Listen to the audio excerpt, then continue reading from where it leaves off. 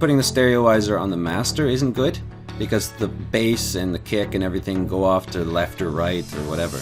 It just doesn't sound right. So you don't want to put too much of a stereoizer here, but there is another stereoizer that does sound pretty decent on the master, and it's called Sheppy. So if we do preset RTB Ambi Clarify, I don't know why it's called that, don't know what it's really designed for, but this is what it does. Pretty cool, right?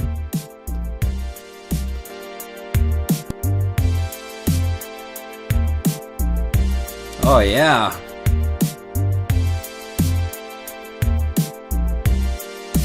Here it sounds like a professional song now. This is mixing. So we're gonna move down, actually. Let me explain this. This is a chain. So everything that happens here goes into here and goes into there as like a waterfall, right? So I'm gonna put in an EQ, and we're gonna do that magic EQ I showed you before. You don't want it after Sheppy, because this will be EQing a spatialized thing and it will ruin the whole spatial image of it. So you always want to EQ beforehand. So I'm gonna do this magic thing again without even really listening to it, just doing it. Just to show you again that it's, oddly enough, it's the shape of this thing that is magic, you know? Don't even get it, but here and there. Okay. Doesn't even have to be severe, it could just be subtle. So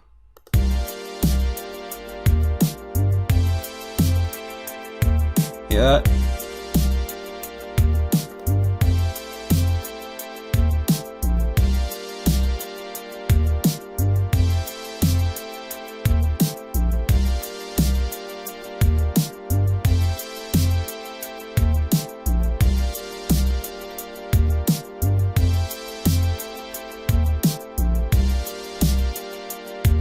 Here's the difference again. This before, after. That EQ is everything.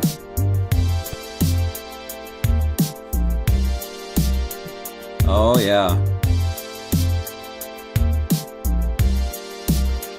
So that's that.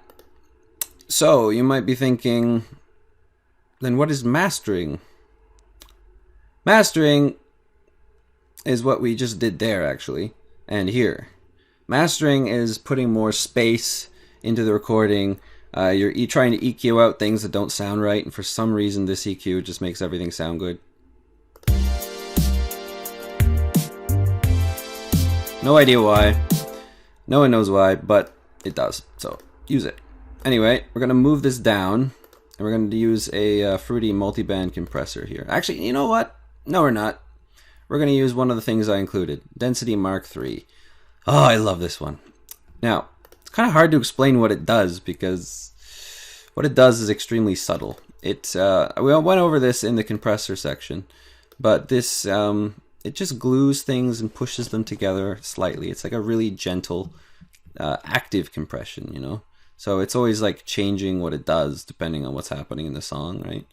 Very advanced program for like a free program. It's really interesting. So, really, I just like to use gluing, because then it just kind of compresses things together a little bit and pushes them together. But we'll hear the difference here.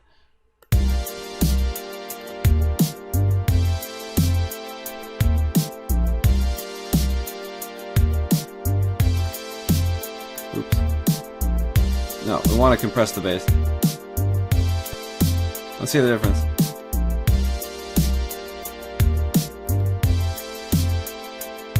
Very subtle, but all it does is it just kind of pushes it together a bit more. I wonder what happens if this goes before the EQ. Let's see.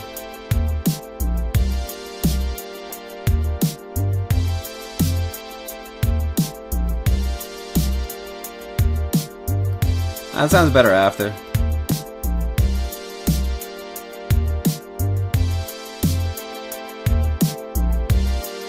Oh, there we go. See what that does? Makes it bigger.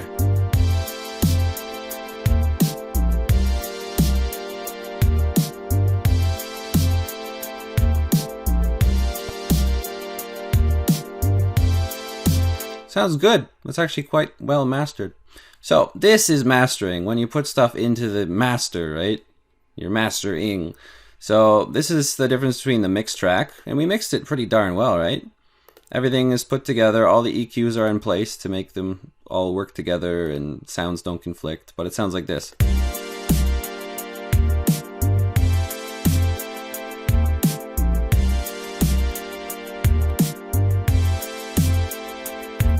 Actually, even the limiter is mastering, right?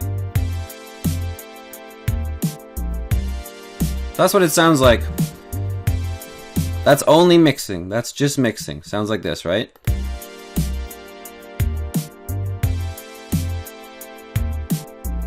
I love it.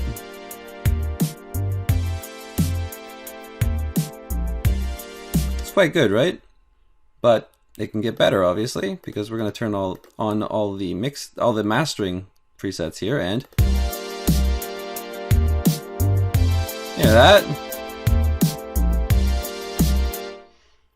Turn it off again. Oop.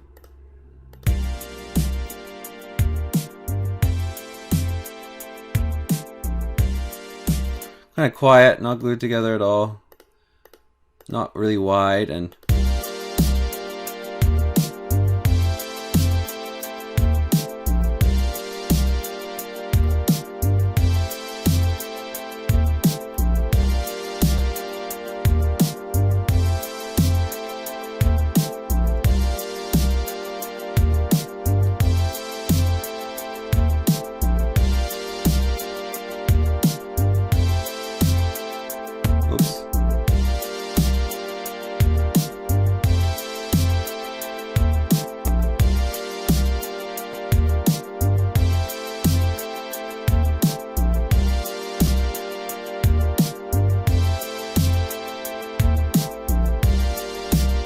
if you ever hear the audio kind of skipping or popping or something, it's just because there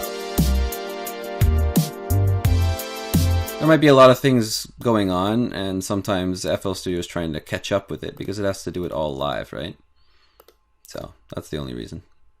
As you can see, we didn't use 2 at all. This is just clap. We don't want to put a clap in there.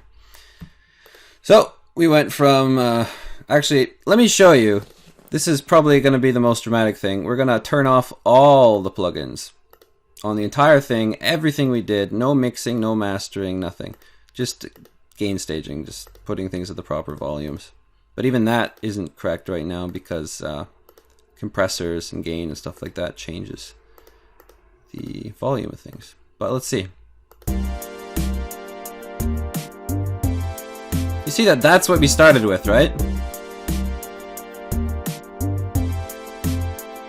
It doesn't sound super bad, right? It just doesn't sound refined. It doesn't sound professional. That's what people usually do when they don't mix or master things, right? Let's say you see like some sort of video series on YouTube and the person fancies themselves a musician, right? So they throw everything into FL Studio and make this. Probably not something as good as this, but you know what I mean. You know what I mean. But as you can see, it's not mixed at all, and they probably don't even gain stage it at all. You know, they don't change the volumes, it's all just flat. So that's what makes something sound unprofessional, right? Like this. Now we go through and turn on all this stuff that we just did in this video. Bam. Before you know it, bada boom, bada bing, we turn that unprofessional sounding thing into this.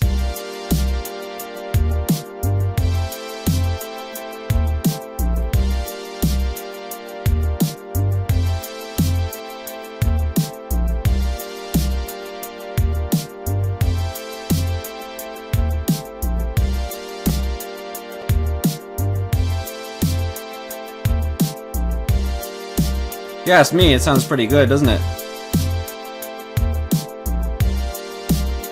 It'll sound good on pretty much anything, out of a mono speaker, stereo speakers, headphones, whatever. It's gonna sound good.